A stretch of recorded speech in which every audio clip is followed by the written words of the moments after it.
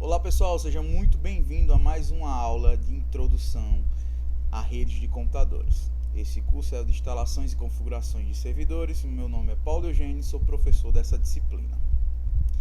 Então, antes de mais nada, trago aqui um sumário das atividades que estaremos realizando aqui nessa aula. Então, a princípio, vamos trazer uma breve introdução à organização da internet, a estrutura da internet, suas bordas de rede, núcleo de rede, redes de acesso, meios físicos, backbones, organizações em camadas, conhecer um pouco sobre encapsulamento, as arquiteturas de rede, o modelo OSI e o modelo TCP/IP e por fim aí o modelo de internet TCP/IP. Então estamos nessa segunda parte e vamos iniciar aqui a nossa aula. Como bem sabemos, as redes de computadores possuem sistemas extremamente complexos, que demandam uma grande organização, na qual a sua ausência acarreta um mau funcionamento. Como a gente bem sabe, trago até uma imagem para vocês de um montante de cabo aí, que caso a gente não tenha organização, a manutenção vai se tornar um meio difícil, né? Assim como também a internet. Se não houver uma organização, será bem difícil prover uma manutenção e em caso de uma possível falha, para até sanar esse problema, a gente vai ter aí grandes problemas. Então, quem é responsável pela organização da internet, né? Várias organizações espalhadas pelo mundo são responsáveis pela padronização da internet. Aqui tem as principais, né? A IANA, International Serial Numbers Authority, a I3E, a W3C, a ISO, a ANSI, a CGI.br, que é a brasileira, a Internic.ca, a TIA, a ICANN, ITU, IETF, entre outros. Então, a organização da internet no Brasil parte aí pelo Comitê Gestor da Internet no Brasil, CGI-BR, né, que tem aí 21 cadeiras, que são elas: Ministério da Ciência e Tecnologia, Ministério das Comunicações, a Casa Civil da Presidência da República, Ministério do Desenvolvimento, Indústria e Comércio Exterior, Ministério do Planejamento, Orçamento e Gestão, Ministério de Defesa, Conselho Nacional de Desenvolvimento Científico e Tecnológico, Agência Nacional de Telecomunicações, Conselho Nacional de Secretarias Estaduais para Assuntos de Ciência, Tecnologia e Inovação, representante de notório saber em assuntos da internet, setor empresarial, provedores de acesso a conteúdo, setor empresarial, provedores de infraestrutura e telecomunicação, setor empresarial, bens de informática, telecomunicações e de software, setor empresarial, usuários, terceiro setor, e as três últimas cadeiras são aí do setor acadêmico. Então, o CGI, o Comitê Gestor da Internet do Brasil, foi constituído pelo Ministério das Comunicações e o Ministério da Ciência, Tecnologia e Inovação em maio de 1995, com as principais atribuições: a proposição de normas e procedimentos relativos à regulamentação das atividades na internet, a recomendação de padrões e procedimentos técnicos operacionais para a internet no Brasil, o estabelecimento de diretrizes estratégicas relacionadas ao uso do desenvolvimento da internet no Brasil, a promoção de estudo e padrões técnicos para a segurança das redes e serviços no país, a coordenação da atribuição de endereços de internet, os IPs, e do registro de nomes de domínios usados, a coleta, organização e disseminação de informação sobre serviços de internet, incluindo indicadores e estatísticas. Então, o NIC-BR, né, que também está vinculado ao CGI. Então, é um núcleo de informação e coordenação do .br, criado para implementar decisões e projetos do Comitê Gestor da Internet do Brasil. E o Registro BR, Registro de Domínios, o .br. O CERT.br, Centro de Estudos de Resposta e Tratamento de Incidentes de Segurança no Brasil. CETIC.br, Centro de Estudos sobre as Tecnologias da Informação e Comunicação. CEPTRO-BR, Centro de Estudos e Pesquisas em Tecnologias de Rede e Operação. E W3C.br, que vai ser o escritório brasileiro do W3C. Toda vez que vocês ouvirem falar em rede, vão ouvir falar muito em I3E e W3C, que são uma das maiores regulamentadoras das tecnologias na área de telecomunicação. Então vamos conhecer aqui a estrutura da internet. Como é que funciona? Tenho aqui uma imagem à direita e vou tentar representar para vocês aqui o que é a borda da internet. A borda da internet vai ser as extremidades, as aplicações, clientes e servidores. Vão ser esses que vão estar aqui sempre nas extremidades das minhas redes, certo? O núcleo da rede vai ser os roteadores e as redes de redes vão ser esses componentes aqui que vão estar interligando todas as redes entre si, esse com a ponta vermelha e esses demais aqui que são com as setas voltadas aí para o centro, são os roteadores. Eles são responsáveis aí pelo núcleo da rede, eles vão praticamente dividir as redes. Redes de acesso e meios físicos, que vão ser os enlaces de comunicação, a parte que vai comunicar todo esse pessoal, seja lá o cabo, seja lá a fibra, ou seja até mesmo a tecnologia de radiofrequência. Então, se tratando aqui de borda de rede, né? São sistemas finais, como falei, né? São hosts ou servidores, executam programas de aplicação, encontram-se nas extremidades da rede e, por exemplo, executam os serviços de web e de e-mail. Então, se eu tenho aqui um modelo cliente-servidor, o cliente toma a iniciativa enviando pedidos que são respondidos por servidores. Um exemplo, um browser, um web service. Eu tenho um cliente, vou requisitar uma página web, eu vou estar participando aí do modelo cliente-servidor. O modelo peer-to-peer, né, P2P, ele exige um mínimo ou nenhum uso de servidor dedicado. Eu posso estar fazendo uma conexão ponto a ponto, tá ligando uma máquina a outra. Então, serviços com a comunicação. Quando se deseja confiabilidade, o protocolo TCP, e aí tem os serviços www, e-mail, FTP, e os serviços sem conexão são aqueles quando a confiabilidade não é essencial, protocolo UDP, videoconferência e VoIP. O que eu quero dizer com isso? Serviço com conexão ou serviço com confiabilidade são aqueles serviços que vão demandar que os serviços tenha garantia de entrega. Então, o protocolo TCP, que é um protocolo da camada de rede, que a gente vai ver mais lá na frente, ele é orientado à conexão porque ele garante que aquele pacote seja entregue ao seu destinatário. E os serviços que faz uso disso são justamente esses, que tenham que garantir que aquele meu pacote, que aquela minha informação chegue até o destinatário. E o serviço que não é orientado à conexão, o caso do protocolo UDP, que também é da camada de transporte, eu até equivoquei aqui, o TCP também é da camada de transporte, não de rede, como eu falei. Ele é responsável por enviar informação, então ele não se preocupa se vai chegar, ele vai só jogar lá a informação. E ele é utilizado para videoconferências e VoIP. Então, o núcleo da rede é uma malha de roteadores interconectados. Basicamente, encaminham os dados, pacotes até o seu destino. Eles são responsáveis pela transferência de pacotes através da rede. Ou seja, esses que estão circulados em vermelho aí, eles vão ser os responsáveis por transmitir toda e qualquer informação que passe pela minha rede. Ou seja, não seria possível me conectar à internet se não houvesse um roteador no meio do caminho que fizesse aí esse intermédio de informações para me conhecer as outras redes que estão ao redor do mundo.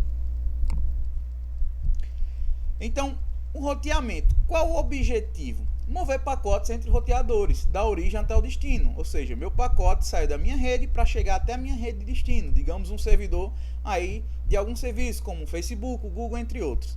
Então, ele vai ter o próximo salto, né, que é determinado a cada roteador, que ele vai definir isso aí como configuração. Vai chegar um ponto que ele vai acabar descartando um pacote se atingir o número máximo de saltos, que a gente talvez aqui não vai entrar tão a fundo quanto a isso. As rotas podem mudar durante a sessão. Então, se eu tenho um caminho que eu sempre utilizo naquele roteador e de repente um roteador sai, deixa de funcionar, tem algum problema de rede, alguma interrupção de algum cabo, ele vai automaticamente por outra rota. Ou então ele vai definir aí através de seus algoritmos a melhor rota para poder estar fazendo essa transmissão, né? Fazer com que chegue de maneira mais rápida. Então ele está sempre alternando aí entre os roteadores que vão estar sendo utilizados. Então, uma analogia aqui que a gente pode ter é dirigir perguntando o caminho.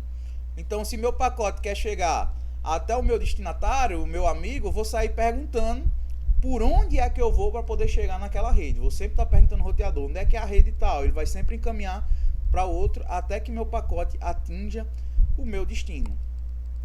Então, sobre pacotes, que tanto falei, né? cada fluxo de dados fim a fim é dividido em pacotes. Ou seja, cada informação que eu vou passar ou vou buscar, ela vai ser dividida em pacotes.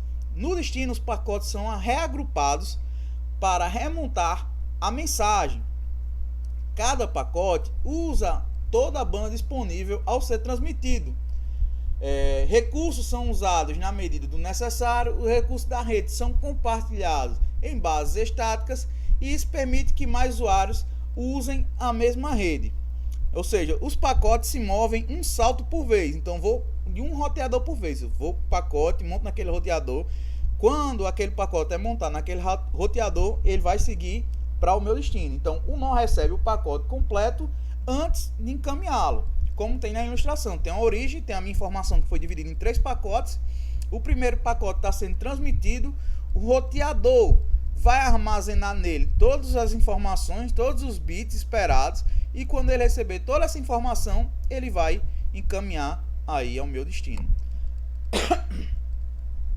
Então, sobre redes de acesso, né? Como conectar os sistemas finais aos roteadores de borda? Então, redes de acesso residencial, rede de acesso institucional, escolas, bancos, empresas, rede de acesso móveis. Então, todos eles vão se conectar aos meus switches, que por sua vez vai interligar a minha rede, seja lá qual for e onde ela estiver. Então, temos exemplos aqui de várias redes. Temos os sistemas finais, as minhas bordas que estão conectadas a um switch, que vai representar como se fosse a minha LAN, minha rede local, como já foi falado na outra aula. E essa LAN está aqui sendo parte de uma rede deste roteador, que subdivide isso aqui em 3 redes. 1, 2, 3 redes. Da mesma forma são os demais. Então, essas redes vão se juntando para formar uma grande rede que a gente tem hoje de internet. E é assim que os roteadores se comunicam. Então, se eu tenho esse cliente que está bem aqui, embaixo onde eu estou mostrando o mouse, e de repente eu quero mandar uma mensagem para esse servidor que está aqui, ele primeiro vai ter que passar por esse roteador, que por sua vez vai perguntar onde está o endereço. Se esse roteador não souber, ele vai perguntar a esses roteadores que estão mais próximos, que estão interligados entre si. Vão perguntar qual rede pertence o servidor. Então, se a pergunta vem para esse, ele vai dizer que a rede está aqui, é com ele. Então, ele vai encaminhar o pacote e vai chegar até o destino. Se essa aqui não souber, ele vai retornar dizendo que não sabe. Então, o pacote só vai seguir uma rota e assim por diante. Então, vamos aqui dar início aqui aos acessos residenciais, né? Os modems mais antigos aí, o pessoal da pré-histórica, como eu, que utilizava bastante, esperava chegar o sábado aí, o domingo para poder, ou então até mesmo de madrugada, se conectar à internet sem pagar tanta taxa, né? O modem discado, o dial-up. Acesso à internet através da rede telefônica convencional. Atualmente está em desuso, praticamente quase ninguém utiliza mais, até mesmo as redes, os telefones fixos estão aí quase se esgotando no sentido de quase ninguém usar, né? Estão ficando aí obsoletos. Então, sua velocidade chegava até 56 kbps, né? Um valor teórico, e para se ter uma ideia, um MP3, para quem não conhece, demorava aí cerca de 3 minutos para você escutar uma música, e para assistir um filme demorava aí cerca de 24 horas para você estar podendo baixar um filme aí, um piratão, para poder assistir, né? Então, o acesso não era dedicado, então a linha ficava ocupada, a linha telefônica que você utilizar em sua casa acabava ficando ocupada e você estaria ali consumindo durante todo o acesso. Aí tem algumas imagens que eu trago para vocês referente a alguns discadores de internet que eram utilizados nas épocas, né? Eu utilizava aí o da Oi, não fazendo propaganda, não ganho nada da Oi, mas eu utilizava bastante. E aqui o modem que provia essa informação aí pra gente, né? Que fazia a conexão aí junto à rede de telefone. Então, uma banda larga, que é o que a gente já utiliza nos dias atuais, né? Que a gente já tem acesso, graças a Deus, a nossa internet está cada dia melhorando, cada vez mais. Então, é um acesso mais comum nos dias atuais, algumas dezenas de megabytes por segundo para cada cliente. Normalmente é comercializado em taxas mais baixas do que o oferecido no enlace, então é vendido de forma de planos de consumo. Em casos aqui de operadores de telefone, né? Você vai ter lá 5 GB de consumo, entre outros. Já outros vai distribuir a velocidade de acordo com o enlace contratado por você. Ofertado em geral por empresas de telefonia e TV, né? O ADSL, a Velox, que a gente já foi uma evolução aí da parte da ADSL. A gente está se conectando a banda larga através de um modem ADSL. O HFC se chama de cabo coaxial, né? O cabo telecom usa bastante aí, que é em conjunto com a TV. E o GPON, que é a parte de fibra aí, que tem um exemplo aí da empresa GVT. Então, falando aqui sobre o ADSL, Asymmetric Digital Subscribe Line. Então temos aqui um diagrama de como é mais ou menos que funciona, né, o DSLAN. Vai ter aqui a minha rede, meu computador, vou ter o meu modem DSL para poder me conectar à internet, e aqui eu vou ter um distribuidor, né? Esse distribuidor aqui que vai pegar meu sinal aqui DSL, o meu sinal lá de telefonia, a minha linha telefônica, e vai distribuir para o telefone e para minha internet. Então vou utilizar os dois meus através desse distribuidor. E do outro lado vou ter aqui um DSLAN, que nada mais é do que um multiplexador de acesso DSL. Eu vou ter um multi e um demux. Aqui eu vou ter minha rede, minha internet e minha rede de telefonia, que vai estar junto aqui desse multiplexador, que ele vai juntar esses dois aqui em um para poder passar essa informação através dessa mesma linha telefônica. Aqui o HFC, né, o Hybrid Fiber Coaxial, onde eu vou ter praticamente uma linha de fibra, um anel óptico na minha cidade, até pontos específicos onde eu vou jogar meu cabo coaxial para atender os clientes. Então, eu tenho a internet, tenho o meu servidor, meu roteador, tenho minha central, né, o CMTS, o sistema de término de modem e cabo. Tenho aqui a minha saída, a fibra ótica. Vou sair aqui para os meus pontos de distribuição. Perdão. E os meus pontos de distribuição, meus anéis óticos que eu tiver na cidade, vai estar jogando aqui em cabo coaxial até as residências, até as nossas casas. O sistema GPON, bastante utilizado já ultimamente, né, o Gigabit Passive Optical Network. Eu vou ter a minha internet, vou ter minha central aqui telefônica, minha central, o meu provedor de internet, o meu distribuidor de internet aí na cidade. Então eu vou ter um OLT, que vai ser um grande servidor que vai estar jogando aí, distribuindo a minha internet. Então vou passar aqui por um distribuidor óptico, também chamado splitter, e ele vai estar jogando aí nas minhas ONT, que vai ser as minhas linhas que vão estar no cliente. Então ONT terminal de rede óptica, OLT terminal de linha óptica. Então, praticamente assim que funciona a internet e a fibra. Então, acesso institucional são utilizados praticamente por empresas, universidades. Nos dias atuais já é presente em residências, né? As LANs que utilizam aí o protocolo Ethernet, o cabo compartilhado ou dedicado conecta sistemas finais e roteadores. Aí tem as velocidades, né? As mais antigas, 10 megas, 100 megabytes e 1000 megabytes, né? 1 gigabit por segundo. E tem um sistema também da WLAN, os Wi-Fi, né? Utiliza ondas de rádio para conectar sistemas finais através dos pontos de acesso, ou seja, ao roteador. Utiliza o padrão I3E, como eu falei, né? A gente vai ver bastante falar sobre I3E 802.11. Então, uma rede institucional comum, ou até mesmo uma LAN, porque a gente tem vários dispositivos conectados em nossa casa. Eu vou ter o meu roteador, meu ponto de chegada aqui, que divide a minha rede para a minha rede interna. Vou ter, isso aqui é mais comum aqui também em instituições, né? São todas as casas que todo mundo tem um servidor. Mas nessa exemplificação aqui, a gente vai utilizar praticamente isso. Então, digamos que daqui, ó, nessa rede aqui, deixa eu ver se eu consigo pegar essa caneta.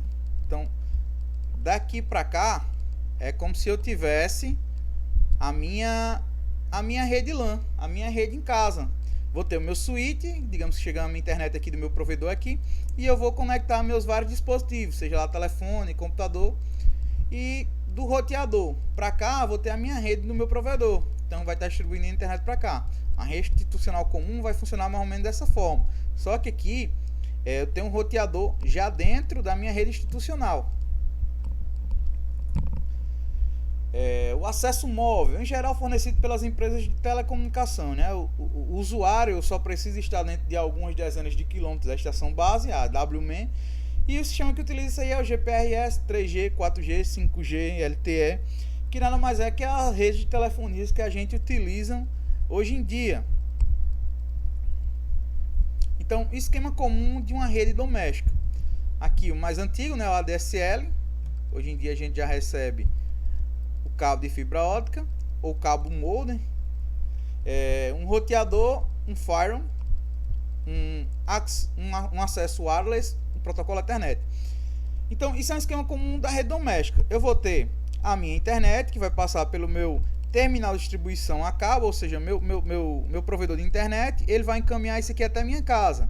Então aqui eu posso ter esse roteador, esse modem ADSL, como também eu posso ter um switch. Posso ter um switch direto, recebendo minha internet e distribuindo, né? O símbolo do switch. Sou muito bom de desenhar aqui não.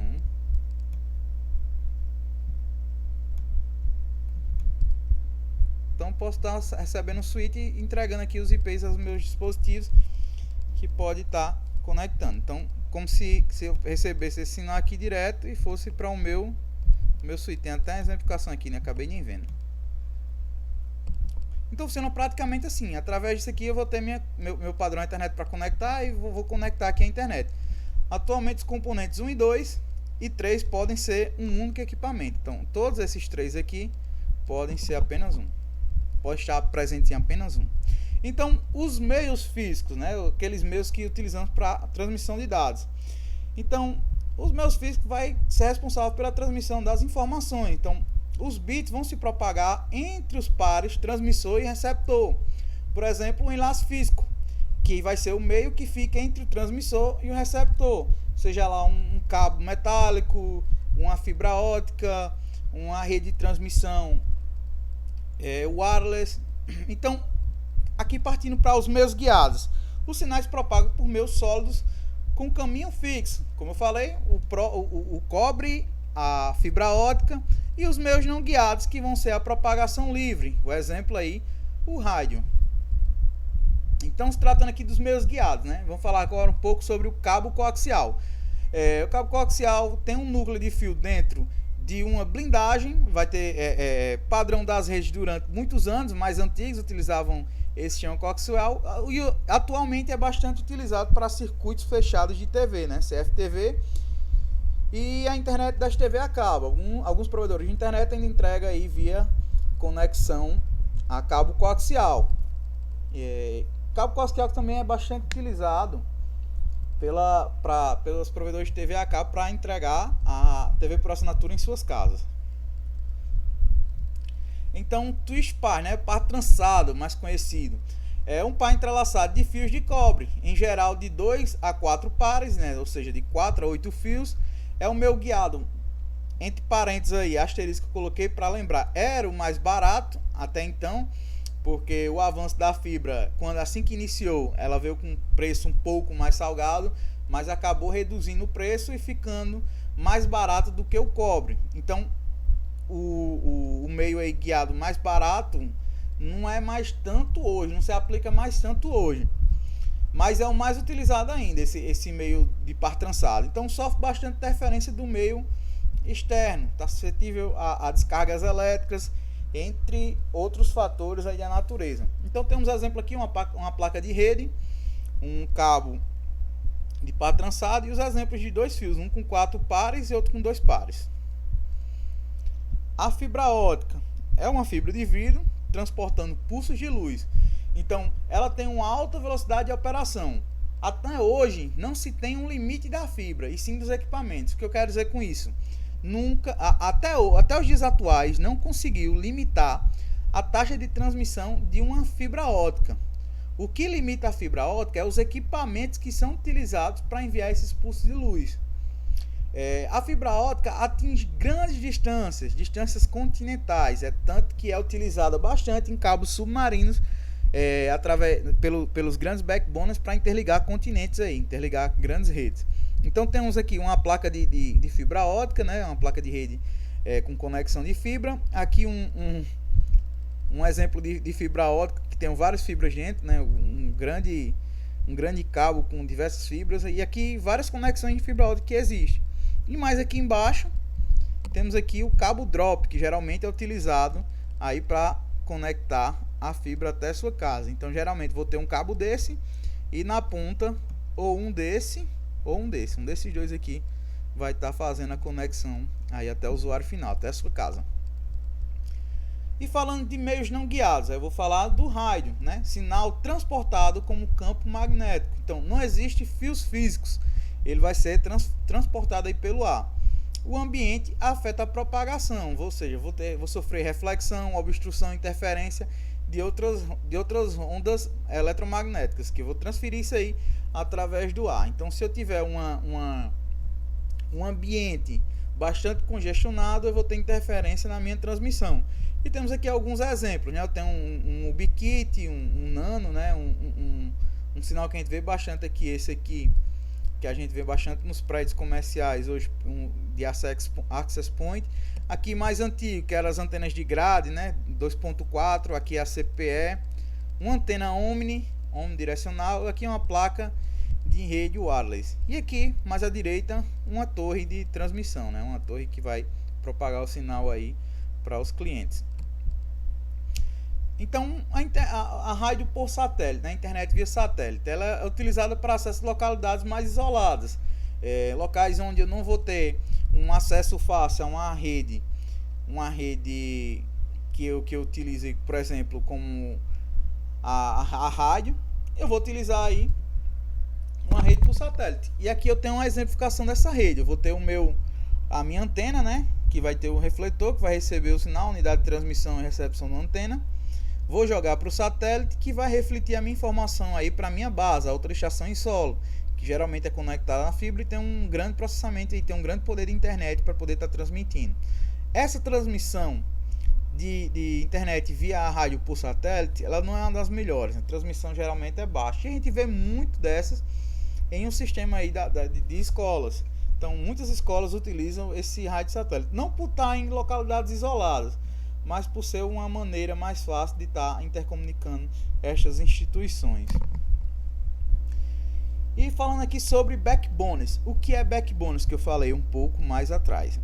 O backbone é responsável pela comunicação de redes regionais, nacionais e globais. É como se fosse uma espinha dorsal de toda a rede, onde vai passar todas as informações, onde vai concentrar tudo. É o termo utilizado para identificar uma rede principal, por onde passam diversos clientes, ou todos os clientes, né? Os backbones da internet interligam centenas ou milhares de redes, seja elas domésticas, de provedores, né, ISP, Internet Service Provider, e de instituições. Então, provedores de backbone no Brasil, temos os comerciais, que são as operadoras de telefonia, por exemplo, a Oi, Embratel, Brasil Telecom, Telefônica, Interliga, entre várias outras, e as acadêmicas, que bastante conhecida como a RNP, né? Rede Nacional de Pesquisa. Quem quiser conhecer mais, tem esse site aí, o www.rnp.br, pode estar conhecendo aí a rede acadêmica. E os provedores de backbone mundiais, né? Que eles vão interligar as redes de provedores de backbone nacionais. Por exemplo, a Level 3. Level 3 é bastante conhecida e ele distribui aqui também no Brasil. Então, os backbones mundiais vão interligar as ramificações dos backbones nacionais. Então temos um exemplo aqui do Mapa Mundi, que tem todas as conexões agora de 2021 de todos os backbones internacionais, os cabos aí submarinos que interligam os continentes. Vamos agora partir para o modelo OSI e o modelo TCP/IP. Vamos conhecer aqui os dois e saber para que eles servem. São bastante importantes na área de redes de computadores. Então, a breve introdução. Atualmente, as redes de computadores são sistemas extremamente complicados, como eu já falei. Possuem muitas e variados componentes, seja de hardware ou de software. Envolvidos sistemas finais, né, os computadores, servidores, smartphones, aqueles que vão estar nas bordas da rede, os equipamentos de interrede, os roteadores, switches, hubs, entre outros equipamentos, os enlaces físicos, que vão ser a fibra, o cobre, o rádio, os meios que vão transmitir, que vão passar essas informações. Aí vem os protocolos e as aplicações. Então, sabemos que o protocolo implementa as regras usadas na comunicação de dados entre os dispositivos. Na realidade, diversos protocolos são usados, cada um com uma finalidade específica. O conjunto de protocolos usados em uma comunicação chamados de pilhas de protocolos. Então, nada mais vai ser do que um conjunto de regras que vai regir aí a organização da internet. Então, as pilhas de protocolos são responsáveis por todo o processo de comunicação. Existem diferentes pilhas de protocolos. Entretanto, não realizam comunicação entre si. Precisa de um tradutor. Então, vou precisar de uma regra. Por exemplo, temos umas aqui: TCP/IP, NetBIOS, da IBM, o IPX, SPX, já não tanto mais em uso, entre outras. Então, vamos chegar aqui a conversar sobre o modelo OSI. As soluções em rede de computadores eram proprietárias, ou seja, eram privadas dos seus próprios fabricantes. Então, cada fabricante usava uma tecnologia.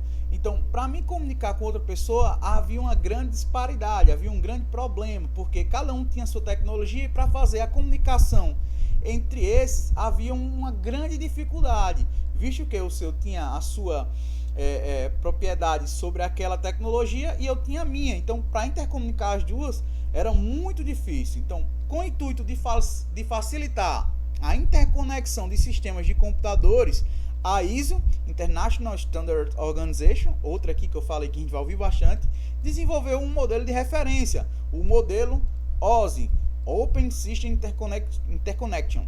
Então, interconexão de sistemas abertos. Nada vai ser que sistemas abertos a comunicação com outros sistemas, ou seja, uma padronização para que seja possível a gente estar se comunicando com mais de uma organização, mais de um fabricante. Então, os fabricantes iriam se basear nele para desenvolver seus protocolos. O OSI é um modelo de 7 camadas de protocolo. Em teoria, cada camada é de responsabilidade de um protocolo específico. Então, cada camada vai ter seu protocolo específico. Então, os princípios aplicados na construção do modelo são: cada camada deve ser criada onde houver a necessidade de outro grau de abstração. Temos aqui, uma camada vai ser responsável por uma determinada função. Então, aquela função deve ser bem específica e exemplificada naquela camada. Caso eu necessite de mais, eu vou criando camadas aí com abstração para que eu possa ter um melhor funcionamento dessa pilha de protocolos. Então, cada camada deve executar uma função bem definida. A função de cada camada deve ser escolhida tendo em vista a definição de protocolos padronizados internacionalmente. Os limites de camada devem ser escolhidos para minimizar o fluxo de informações pelas interfaces, e o número de camadas deve ser grande o bastante para que funções distintas não precisem desnecessariamente serem colocadas na mesma camada, e pequeno o suficiente para que a arquitetura não se torne difícil de controlar. Então, quem define isso aqui é o Tannenbaum. Temos um modelo aqui da nosso modelo de referência OSI, né? Temos as 7 camadas, que são ela: camada física. Note que a gente começa a contar de baixo para cima e não de cima para baixo. Então, vou ter uma leitura aqui, botão up, né? Então, vou ter a camada física, a camada de enlace, a minha camada de rede, minha camada de transporte, de sessão, apresentação e aplicação. Então, como ocorre a comunicação utilizando essa pilha de protocolos? Como é que é realizada a transferência de informações de um computador para o outro? Então, cada camada passa a sua informação para a camada inferior. E cada camada passa, quando chega do outro lado, cada camada vai passar a sua outra informação para a camada superior. Então, como é que eu vou ter um fluxo? Eu tenho a minha informação, meu usuário vai passar a minha informação, vai chegar na minha camada de aplicação. Essa informação ela vai descer aqui no modelo top-down até a minha camada de enlace. Essa camada de enlace vai ser responsável por transformar meus dados em bits, que vai transmitir aqui através do meio físico. E da mesma forma aqui vai ser montado até o computador 2. A gente vai entender um pouquinho mais na frente. Então, aqui vai ocorrer um processo de encapsulamento. Então, na transmissão de um lado, cada camada recebe as informações da camada imediatamente superior e vai encapsular o seu cabeçalho, ou seja, acrescenta as informações pelas quais ela é responsável. passo os dados para a camada imediatamente inferior. Então, eu recebo a informação, coloco meu cabeçalho que vai indicar o que eu sou responsável e vou passar para baixo, para que vá montando todos os meus dados e vá montando aí meu pacote. Então, esse processo é chamado aí de encapsulamento. Então, temos aqui um exemplo melhor de como é que funciona o processo de encapsulamento. Eu tenho aqui a minha mensagem, a minha requisição, os meus dados que o usuário vai estar querendo aqui enviar, né? Tenho aqui, digamos aqui, um pacote. Esse pacote vai vir para a aplicação. A minha aplicação, né, o meu dado vai receber um cabeçalho, né, o header application, né, o cabeçalho da aplicação. Então, vou ter meu dado mais o cabeçalho da aplicação, que vai ser os protocolos referentes à minha camada de aplicação. Da mesma forma, esses dois aqui vão passar para a camada de baixo. O que é que vai acontecer? Esses dois aqui vai virar um dado só.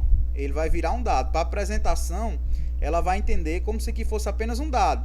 E esse dado aqui que vai vir da camada superior, vai receber também o cabeçalho da apresentação. Recebi o cabeçalho, esses aqui vão se transformar em um dado para a camada inferior, a camada de seção. Da mesma forma, vai repetir o processo, vai adicionar o seu cabeçalho, que é responsável pela informação da sua pilha de protocolos referente à sua camada, e vai passando para as camadas inferiores, assim como a de transporte, como a de rede, como a de enlace,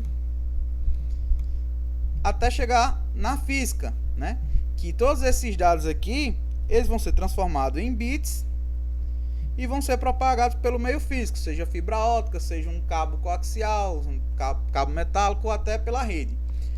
E essas informações aqui, elas vão ser montadas no processo do meu receptor. Ou seja, a pessoa que vai estar recebendo vai fazer o processo inverso. Então, chegou na minha camada física, eu vou traduzir esses bits para os meus dados e vou passar para a camada superior. A camada superior vai ler aqui somente o cabeçalho dela, tirou as informações referentes ao enlace de dados e vai passar todo esse pacote para a camada superior. E da mesma forma até chegar na aplicação, ou seja, vou mandar todas as informações para a minha camada de rede, vai tirar aqui o cabeçalho da camada de rede, vou passar somente os dados para a camada de transporte, a camada de transporte vai tirar seu cabeçalho e passar para a camada de seção, a seção para apresentação, até a aplicação, até que o dado seja exibido lá para o meu receptor, a outra pessoa que vai estar na ponta.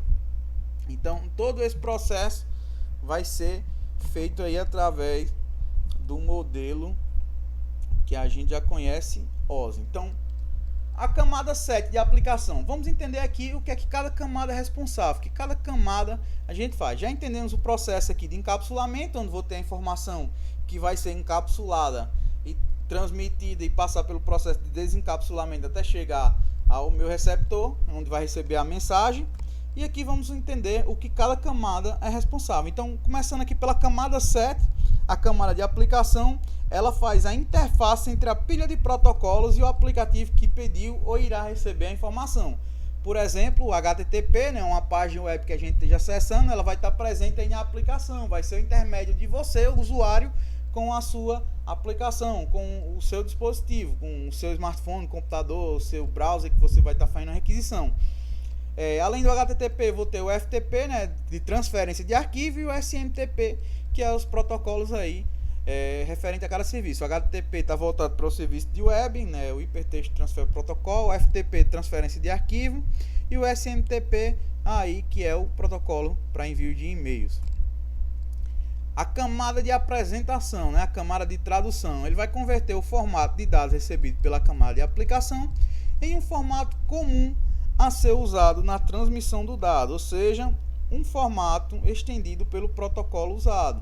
Então a camada de apresentação vai ser a nossa camada 6, ela é inferior à de aplicação e vai estar aí convertendo todo o formato recebido pela camada de aplicação. Então está diretamente relacionada à sintaxe e à semântica das informações. Então nela que eu vou ter aqui a minha criptografia, vou ter alguns protocolos que são utilizados aqui para fazer esse envio dessa informação que eu recebi para a camada posteriormente inferior. Então, o que a apresentação faz, né?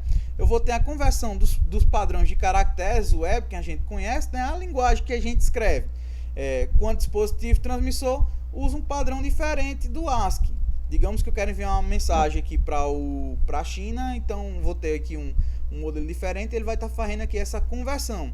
E ele atua também na compreensão de dados de criptografia, o exemplo é SSL. Então ele vai implementar aí alguns recursos, como o HTTPS. Então a camada de seção, nossa camada 5, permite que duas aplicações em computadores diferentes estabeleçam uma seção de comunicação. O que é que eu quero dizer com isso? Define como será feita a transmissão de dados e coloca as marcações nos dados que estão sendo transmitidos. Diferentes usuários estabelecem sessões de comunicação. Vai haver um gerenciamento de token, sincronização, por exemplo, caso a rede falhe em determinada operação, ao se restabelecer, a operação continua de onde foi encerrada. Ficou meio confuso? Ficou. Então o que eu quero dizer a você? A sessão vai ser responsável, por exemplo, pelo seu login na sua rede social. Digamos que você entrou aí em uma sua rede social de acesso, você perdeu a conexão com a internet, quando volta à internet você retoma a sua sessão, você retoma o seu acesso à sua rede social, como também aí há vídeos de um grande provedor de conteúdo como o YouTube. Você está assistindo um vídeo e de repente você perde a internet, quando você volta para aquele mesmo vídeo, e muitas das vezes você começa a assistir de onde você parou. Então isso é um exemplo de sessão que vai armazenar a informação de onde estava, vai estabelecer essa conexão, vai gerenciar esse token, essa sincronização de informações. Então a camada de transporte, a camada 4, ela vai pegar os dados vindos da camada de seção, né, na sua camada superior, vai dividi-los em segmentos e enviar para a camada de rede. Ou seja, eu vou pegar toda a minha informação, vou pegar uma grande fatia, vou pegar toda a minha mensagem, uma carta, e vou dividir em cartas menores. E através dessa divisão eu vou enviar para a minha camada de rede. Ou seja, no receptor, recebe os segmentos vindos da camada de rede, remonta o dado original e encaminha para a camada de seção, já informando que o protocolo da camada superior deve ser entregue. Ou seja, o lado que vai receber todos esses pedaços, vou juntar todos e passar novamente para a minha camada de seção. Então, a camada de comunicação fim a fim, ou seja, eu vou ter um início, ou vou ter a minha informação que vai ter que chegar até lá, vai ter que ser devidamente remontada. Então, uma aplicação na máquina de origem mantém uma conversação com o outro na máquina de destino. Então, vou ter essa conexão aí para que haja uma garantia da entrega da minha informação. Então, outras funções aqui da camada de transporte, né? A camada 4. Responsável pela informação sobre o protocolo da camada superior. É nela que vai ocorrer a multiplexação das conexões, ou seja, usar vários protocolos da camada acima ao mesmo tempo. Assim como a gente viu que vai utilizar aí a questão do HTTP, o FTP, utilizar também o HTTPS, que é o SSL, né, a criptografia das informações. Ele também vai ser responsável pelo controle do fluxo, vai ordenar os segmentos e também a qualidade do serviço esperado. Além de vai ocorrer a verificação de erros, porque no momento que eu vou segmentar a minha informação, eu tenho que conferir se a informação chegou corretamente. Então, vou enviar a confirmação de recebimento e espero que a pessoa que recebeu retorne que chegou a informação corretamente, que a gente chama aí de acknowledgement, que a gente vai ver, talvez não veja na frente, mas aí é um passo que ocorre nas conexões, principalmente na TCP, né, que é o aperto de mão aí de 3 vias para garantir a entrega do pacote. Então, ele vai verificar se houve perda de segmentos, ele verifica se todos os dados foram recebidos corretamente, verifica se não houve duplicação de segmentos, ou seja, o segmento de dados recebido duplicado. E o que eu quero dizer com isso, eu divido o meu pacote, né, a minha informação em várias, e de repente eu perco uma e vai ocorrer uma retransmissão, e nessa retransmissão vai por 2 caminhos distintos, digamos que chegue em 2 pacotes desses. Na hora que eu vou remontar, ele vai montar certinho para não ocorrer o erro, então ele vai descartar um e montar somente com o outro. A nossa camada de rede, chegamos aqui à camada 3. Então, ela é responsável pelo endereçamento lógico dos pacotes, que é endereçamento lógico, onde a gente vai endereçar a nossa rede, o endereço IP, aquele endereço que está contido para poder termos a conexão. Então, a tradução de endereços lógicos em endereços físicos, aqui vai entrar também a questão do endereço do MAC address, que é responsável pela placa de rede. A qualidade do serviço, né, o QoS, vai priorizar a entrega de determinados pacotes, onde a gente pode priorizar determinadas aplicações, utilizar aqui esse sistema de qualidade de serviço, e vai fazer a determinação das rotas. Ele vai determinar as rotas que vão ser utilizadas aí pela minha camada de rede. Então, baseia-se em condições de tráfegos e prioridades. Vai ter o algoritmo que vai traçar as melhores rotas para estar utilizando no envio da minha informação. A camada de enlace, também chamada de link de dados, ela pega os pacotes oriundos da camada de rede e transforma em quadros ou células, né? Quadros para utilizarmos em Ethernet, né? O tamanho variável vai ser de acordo com a MTU da banda que estejam utilizando, e em células ATM, que vai ser um tamanho fixo. Então, vai fornecer informações sobre o endereço físico de origem e destino, né? O MAC address, que eu já falei, do quadro, e vai controlar o acesso ao canal compartilhado. Então, para a gente entender o que é MAC address, que eu já falei.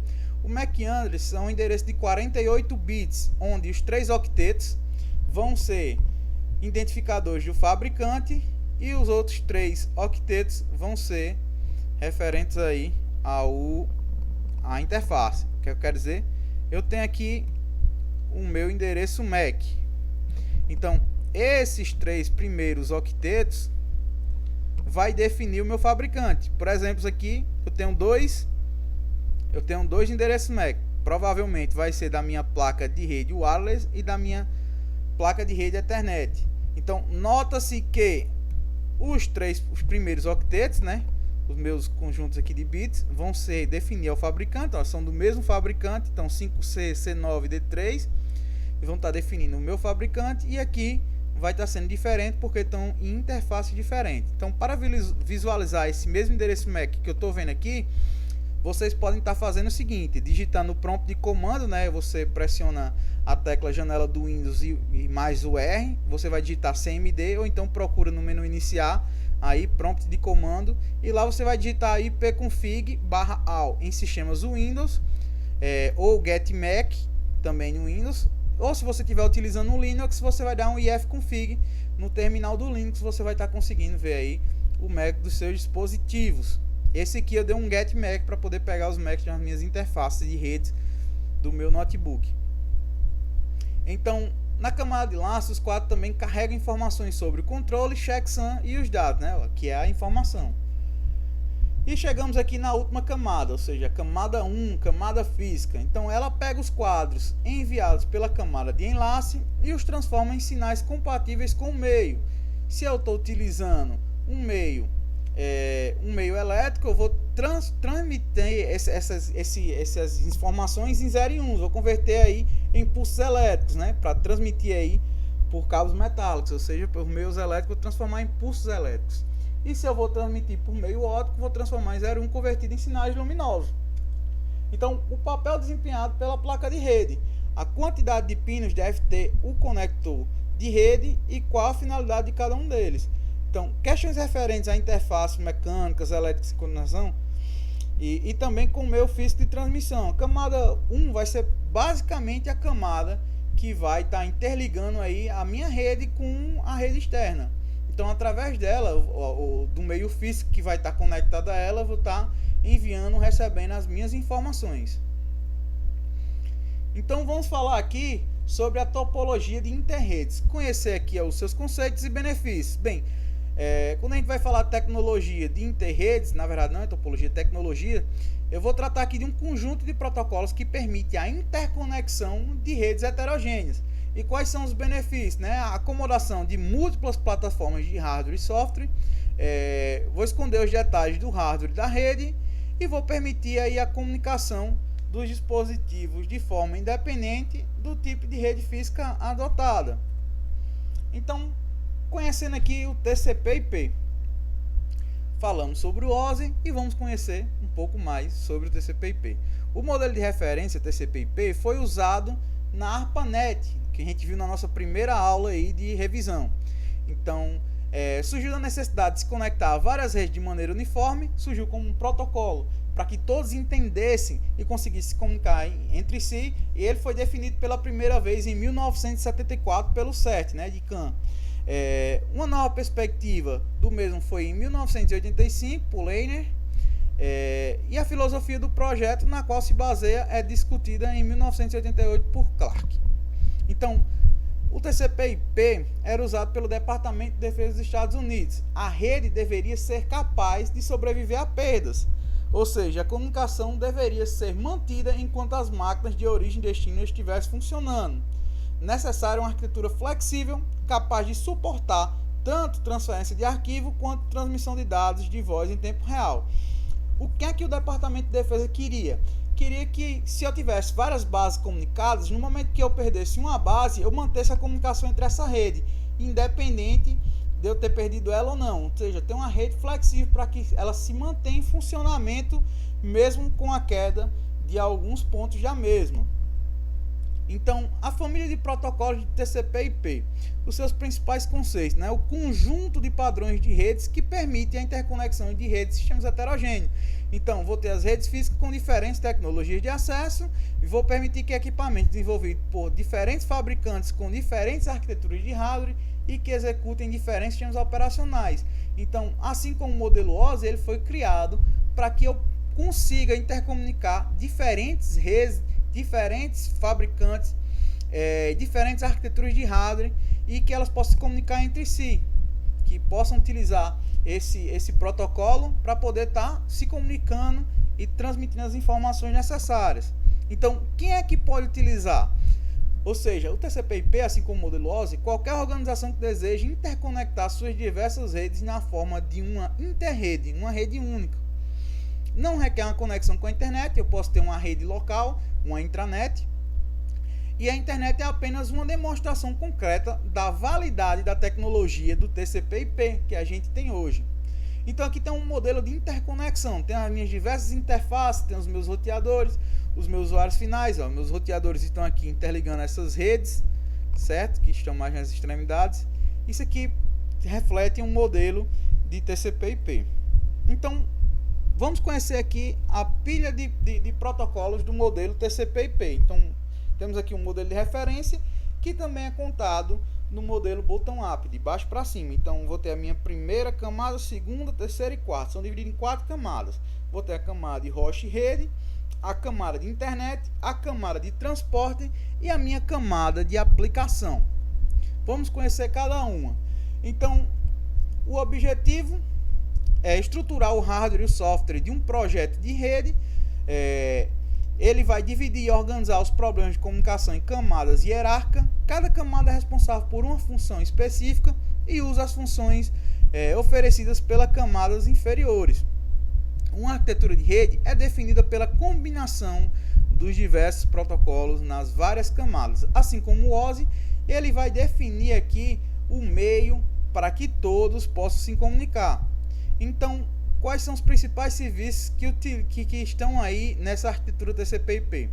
Então, na aplicação, vou ter minha mensagem, alguns protocolos, como o de transferência de arquivo, que a gente viu, né? O FTP, o meu navegador web, o HTTP, envio de mensagens, o SMTP. Na minha camada de transporte, vou estar ligado aqui os segmentos e datagramas, né? Datagrama no caso do DP e segmentos no TCP. Na minha camada de transporte, que a gente viu, né? São os dois meios de transporte. O TCP vai ser orientado à conexão e o UDP não vai ser. O TCP ele vai garantir que o pacote chegue lá, que meu segmento chegue até o outro lado. O UDP não tem essa garantia, ele só vai enviar esse arquivo. Na minha camada de internet vou ter os datagramas IPs, que vai ter meu IP e o CMP, né? Vai ter o IP que a gente vai conhecer mais na frente. E no host rede vou ter meu quadro, né? O Ethernet, o PPP, Token Ring. Então, da mesma forma como o OSI, eu vou ter um modelo top-down e um bottom-up. Vou receber pelo lado do meu transmissor. Se eu vou transmitir, eu vou passar pela camada de aplicação, que vai indexar na camada de transporte, que vai para da internet, e o host rede, e quando chegar no meu transmissor vai fazer o processo inverso.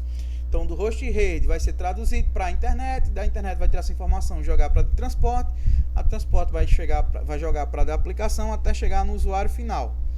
Então, conhecendo aqui as camadas, né? A camada host rede, nossa camada 1. A pilha TCP/IP não especifica o que ocorre nessa camada. A única exigência é que o host se conecte à rede usando algum protocolo capaz de enviar pacotes IP. Ou seja, serviço não orientado à conexão é uma interface entre os hosts e o enlace de transmissão, ou seja, vai estar entre os canais. A camada de internet, também chamada camada de interredes, permite que hosts, né, os clientes finais, aí, os computadores, injetem pacotes em qualquer rede e garanta que eles trafegarão independentemente até o destino. Então, não importa a ordem que vai ser transmitido, mas que tenha a garantia que esse vai chegar até o seu destino. Então, define um formato de pacote oficial e um protocolo chamado IP, Internet Protocol. Então, a função da camada é entregar pacotes IP. A camada de transporte, ela vai permitir a conversação entre os hosts de origem e destino. Como eu falei, vou ter o TCP, né, Transmission Control Protocol, né, protocolo orientado à conexão, e o DP, User Datagram Protocol, protocolo sem conexão. Para a gente entender aqui, fazer uma analogia, o TCP é como se fosse um carteiro. Eu chego com a encomenda na sua casa, eu vou bater na sua porta, perguntar se você vai receber a encomenda, você vai assinar para mim, mostrando que recebeu, e eu vou embora. Já o DP vai ser aquele cara que entrega jornal. Ele vai jogar lá na frente da sua casa, não vai se preocupar se você vai receber ou não. Não vai se preocupar se alguém passou e pegou o seu jornal, se o cachorro rasgou, comeu, ele só vai jogar informação. Então, por que utilizar o DP? O DP, ao contrário do TCP, que a gente utiliza para garantir que o pacote vai ser entregue, que a informação vai ser entregue, o DP também é bastante utilizado. Se eu vou fazer uma live, eu não necessito que todas as informações sejam entregues, porque eu vou querer uma transmissão em tempo real. Então, por mais que alguns pacotes se percam, vou ter uma falha na minha voz, uma falha na minha imagem, vai ficar um pouco quadriculada, mas eu vou ter uma imagem em tempo real. Se eu for fazer no TCP, ele vai gerar um grande delay, porque se eu perder algum pacote, ele vai solicitar a retransmissão daquela informação.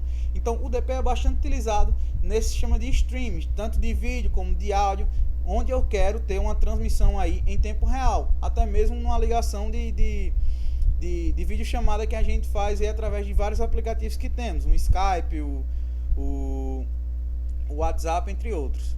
Então, a camada de aplicação, né, contém todos os protocolos de alto nível. Vou ter aqui nele o Telnet, o terminal virtual, o FTP, que é o protocolo de transmissão de arquivo, o SMTP para envio de mensagem, o DNS, que é um novo que está aqui, que a gente vai ver durante essa disciplina, que é um servidor resolvedor de nome, né? E tem o HTTP também, que a gente vai ver, que é o Hypertext Transfer Protocol, que vai estar presente aí todos na camada de aplicação. Feito isso, aqui temos a relação entre as camadas, né? Temos aqui as 5 camadas, que está dessa forma. Então, tem um nível 5, vou passar a informação para o nível 4 e note que ela vai sempre estar se comunicando, tanto na máquina A como na máquina B, que era para ser B aqui, mas está como A. Então, vou ter o protocolo nível 5, protocolo nível 4, então vai fazer o mesmo processo. Eu vou mandar a minha informação, ela vai chegar até o nível 1, que vai ser transmitido pelo meio, que vai jogar aqui até a minha máquina B, que vai receber essa informação. Se necessitar de envio de uma resposta, eu vou fazer o mesmo processo, do nível 5 para o 4, para o 3, para o 2, para o 1, até chegar à minha máquina A. Então, a comunicação no modelo OSI, né, que a gente já viu, eu vou ter meu dado, em cada camada eu vou estar adicionando aqui o meu cabeçalho, né, o protocolo de aplicação que vai ser referente ao cabeçalho, referente àquela camada, e por aí vai as informações. A gente já viu isso aqui quando estava falando do modelo OSI. E aqui uma comparação entre o modelo OSI e o modelo TCP/IP. Nota-se que o modelo OSI eu tenho 7 camadas e no modelo TCP/IP eu vou ter aqui 4 camadas. Então vou ter uma abstração de aplicação, apresentação e sessão em apenas uma camada de aplicação, né? Eu até deixei aqui com a cor bem definida. Transporte praticamente vai fazer a mesma função, assim como a de rede, e a enlace física vai comportar aqui como a host rede. Então, as pilhas de protocolos da internet. Como é que funciona? A internet utiliza uma pilha de protocolos mista, ou seja, ela é resultado da mistura das duas pilhas de protocolos. Eu vou ter o modelo OSI mais o modelo TCP/IP. Então, isso aí eu vou ter a pilha de protocolos que a internet utiliza nos dias atuais. Então, como se a gente tivesse aqui, eu tivesse 5 camadas. A camada de aplicação, a de transporte, a de rede, e ele subdivide em enlace física novamente, que pega do modelo do OSI. Então, temos uma pilha de protocolos utilizados na internet.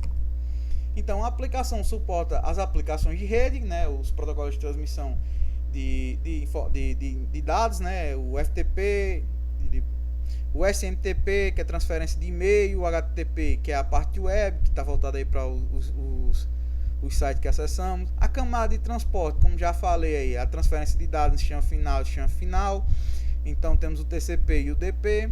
A camada de rede vai ser responsável pelo roteamento de datagrama da origem ao destino. Por exemplo, vou ter o IP, os protocolos de roteamento. O enlace vai fazer a transferência de dados entre elementos vizinhos da rede, por exemplo, PPP, Ethernet, entre outros. E a física aí vai transformar os bits no meio de transmissão. Vou ter os meus pulsos elétricos no cabo UTP e vou ter meus pulsos luminosos aí no meu cabo na minha fibra ótica. Então, a pilha de protocolos da internet, como é que funciona? Assim como o modelo OSI, eu vou ter a minha origem e meu destino, um meio de comunicação qualquer. Então, eu vou ter a minha informação, né, que vai chegar na minha aplicação, vou ter minha mensagem, vou adicionar o meu cabeçalho e passar para a camada de transporte, que vai transformar isso aqui em segmento, que também vai receber o seu cabeçalho e vai passar para a camada de rede, que será transformada em datagramas, que receberá também o meu cabeçalho e será encaminhado para a camada de enlace. Quando chego na camada de enlace, vai ser transformada em quadros Ethernet, e será aí transmitido pelo meio físico, que será o responsável por fazer a conversão de todas as informações aqui em bits. Vou transformar ou em pulsos luminosos ou impulsos elétricos para poder estar transmitindo no meio aqui, ou em ondas de rádio para poder estar transmitindo. Então, a minha informação na minha origem, meu computador aqui, vou ter todos os meus dados, que vai passar aqui por um switch, né? Eu tenho esse switch. O switch ele só vai ler até a camada 2 do modelo OSI, então ele só vai saber das informações até o enlace. Então, eu vou receber essa informação, vou passar para a camada superior, onde ele vai ler o cabeçalho e definir aqui qual vai ser o seu destino, e vai transitar na rede até chegar ao próximo destino aqui, que é um roteador. Um roteador, ele é um segmentador de rede, então ele consegue ler até a camada 3 do modelo OSI, então ele consegue ver até a camada de rede. Aqui ele vai ler as informações, ou seja, vai tirar o cabeçalho do enlace até o cabeçalho de rede. Aqui ele vai saber para quem vai endereçar, e a informação vai chegar até o meu destino, que vai fazer todo o processo inverso. Vou converter os dados que chegaram em bits, pulsos luminosos ou pulsos elétricos, vou transformar ele em quadros. Na sua sequência, vou ler o meu cabeçalho e jogar aquela informação para a camada de cima, que vai receber esse datagrama, vai tirar o seu cabeçalho de rede e vai passar para esse segmento para a camada de transporte, que vai ler seu cabeçalho e passar a informação aqui até a aplicação. Isso vai permitir com que a mensagem saia da origem e chegue até o destino de maneira correta, de maneira que a informação percorra todo esse caminho e consiga ser finalizada, né? Consiga chegar ao seu destino. Então, ainda sobre o TCP/IP, né? A pilha TCP/IP dominou as redes de computadores devido à sua grande aplicabilidade e por apresentar seus protocolos funcionando. Então, conhecer o funcionamento das camadas dos protocolos é fundamental para o entendimento das redes de computadores, e é fundamental para a gente também dar procedimento à nossa disciplina de instalação e configuração de servidores, porque se a gente não conhecer a rede, não tem como a gente estar falando aqui sobre os serviços que vamos estar montando nos nossos servidores. Então, chegamos aqui ao final de mais uma aula. Espero que vocês tenham aprendido bastante. Desejo bons estudos e até a próxima aula.